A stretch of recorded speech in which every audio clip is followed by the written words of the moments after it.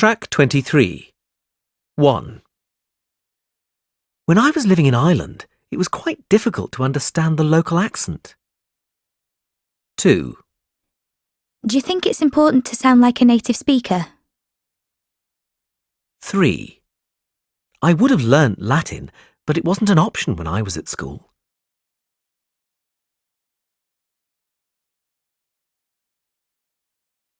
Track 24. 1. Many of the dialects in the world are gradually dying out. 2. Can you recommend ways in which I can improve my listening skills? 3. I'm researching minority languages for my essay, so I went to the British Library to find out more information.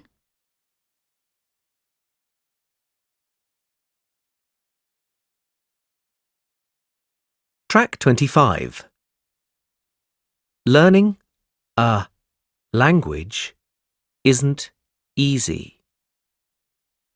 Learning a language isn't easy.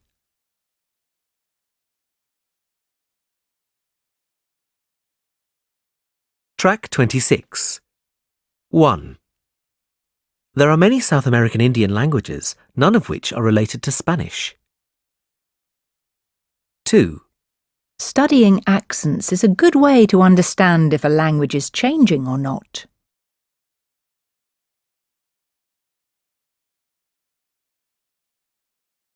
Track 27. 1. I stopped taking Greek lessons soon after I left school. 2. How will local languages stay in use if fewer people learn them?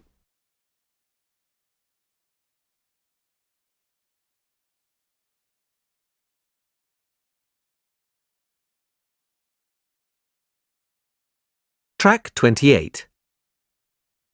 Morning, everyone. How are you? Fine, thanks, Joe. Yeah, fine, Joe. Have you managed to do much research on our minority languages project? Well, Julia, I've been having some trouble finding information about the number of Cornish speakers in the UK.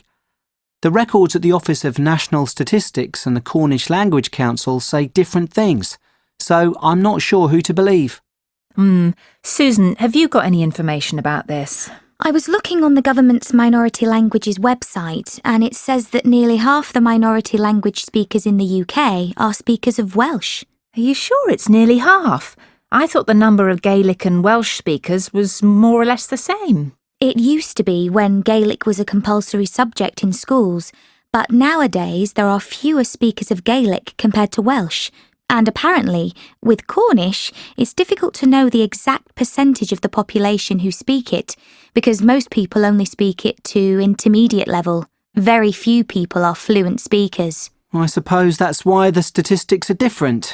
Well, I think we should go with the more conservative estimate based on the number of fluent speakers. I think you're right, which means that Cornish isn't spoken by nearly as many people as the other languages. Yes, I think that's right too.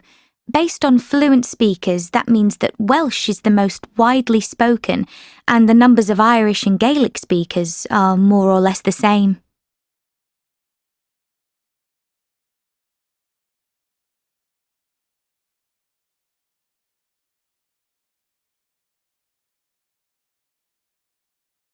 Track 29. Right, Harry, Rob, shall we get started on this presentation for European studies? Well, how about if I start by talking about the central regions of Spain where most people speak Spanish? Good idea.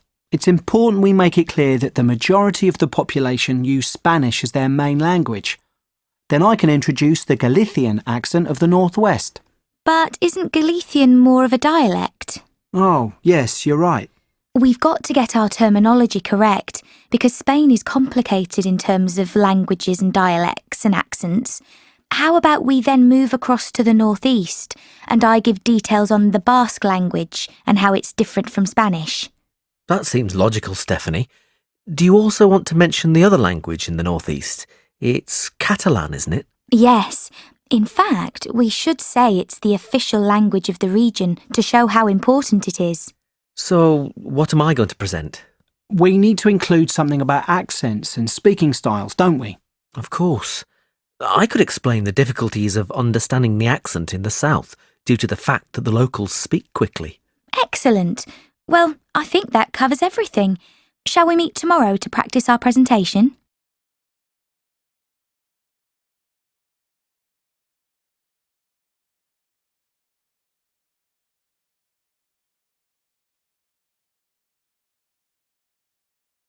Track 30.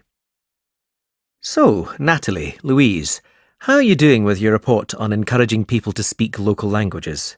Fine, thanks, Dr. Phillips. It's been really interesting. We've found lots of information which we've collated for our report. Good. What are you going to focus on? Well, many schools and colleges are doing good work promoting local languages, both as qualifications and in terms of after-school clubs. And then there's the rise in popularity of minority language music, which seems to be driven by tourism. Tourists who are exposed to songs in indigenous languages become interested in learning those languages. OK, now you need to be careful with these topics. They are fascinating, but you need to look at the influences which drive language learning. Education doesn't leave people much choice, and music isn't a strong enough factor. Do you have any suggestions for us? Well, what did we talk about in last week's seminar? Can you remember any of the real push factors? Do you mean things like communication and relationships between companies and their workers? It's much more powerful than music, don't you think? Yes, I see what you mean. So I suppose our other idea isn't very strong either. We also thought about hobby groups, but I'm beginning to think they're less significant. Yes, there aren't sufficient hobbyist groups to make a real difference to local language learning.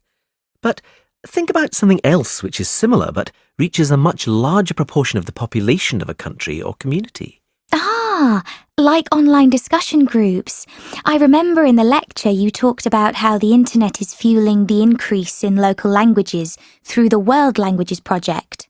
This is more appropriate for your report because we can actually measure the amount of correspondence in each language and chart increases and decreases over time, which makes it a more rigorous form of analysis. Of course.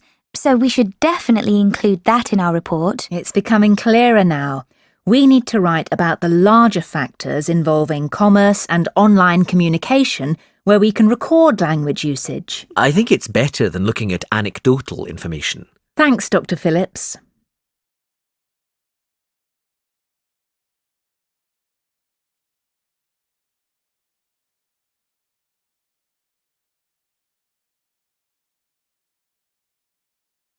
Track 31. Section 3. You will hear 3 students discussing a language project. First, you will have 20 seconds to look at questions 1 to 6. Now listen carefully and answer questions 1 to 6. So we need to get this field trip sorted out as soon as possible, don't we? Yes, let's get started. James, have you worked out which 2 countries we should travel to? Well, I thought we could go to the USA and Mexico because that's where the populations of most native languages are concentrated. But then I found out that the 3 languages we're most interested in are more widely spoken in Canada than Mexico, so I think we should go there instead. OK. Anna, weren't you going to think about our research focus? Yes, and I think I've found 2 areas that would work well. Firstly, use of the 3 languages, Nardini, Salishan and Algic among the younger generation, people up to the age of 25. I found out that although there are many older speakers of Algic, it's used much less by the young. In fact, young people under the age of 25 use both Nardini and Salishan more than Algic. That's interesting. That means that native language use isn't really being affected by the older generations anymore. So what's the other focus area then, Anna? Well, it would be good to try to find out what affects changes in native language speaker populations. You mean things like family life and the influence of popular culture or tourism? Yes, areas like that, but not tourism or culture because they're too general. I think we should look at whether family has an impact in terms of passing on native language use, and possibly the effects of government language policy too. Government figures can be deceptive, but they're still worth looking at. Maybe we should also focus on something like job creation and work statistics and the number of people who leave the USA to live in another country instead. Yes. I think emigration would be as useful as language policy. OK then, let's focus on those three as well as what happens in families. Before you hear the rest of the conversation, you have 20 seconds to look at questions 7 to 10.